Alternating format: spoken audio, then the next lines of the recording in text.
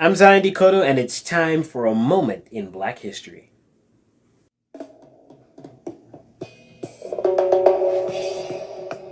The Biography Channel recounts that Lige Tafari Makonnen was born in Ethiopia, also known as Abyssinia, in 1892.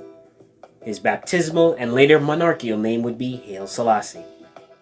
He traced his bloodline back to Menelik I, who was credited as being the child of King Solomon and the Queen of Sheba.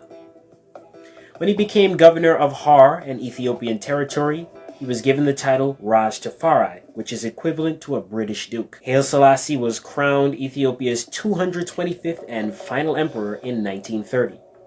However, in 1936 he was forced into exile after Italy, led by Benito Mussolini, invaded Ethiopia.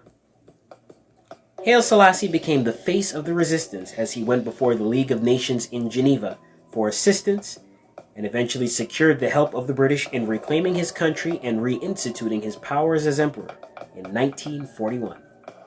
The emperor made several reforms, including the abolition of slavery, establishment of Ethiopian embassies and banks, as well as a national constitution, while centralizing his power in the process. He helped spread the use of phones and electricity throughout the country. By the early 70s, famine, ever-worsening unemployment, increasing frustration with the government's inability to respond to the country's problems, began to undermine Haile Selassie's rule. He was ousted from power in a 1974 coup and placed on house arrest until his 1975 death.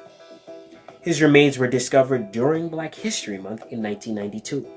Further evidence revealed that the emperor died of strangulations, likely on orders of the new government, rather than of natural causes as initially thought. He received a proper burial in the year 2000.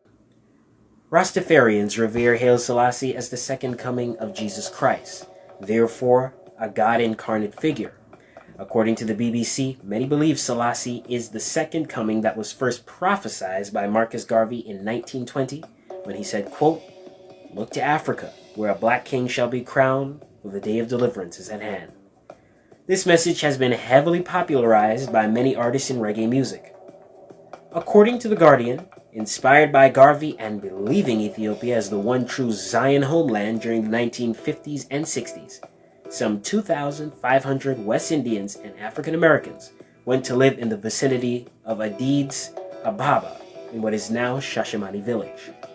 It's widely reported that there was little assimilation between Shashamane and the remainder of Ethiopia. Only 300 of them are believed to remain today. Selassie boasts a complicated legacy.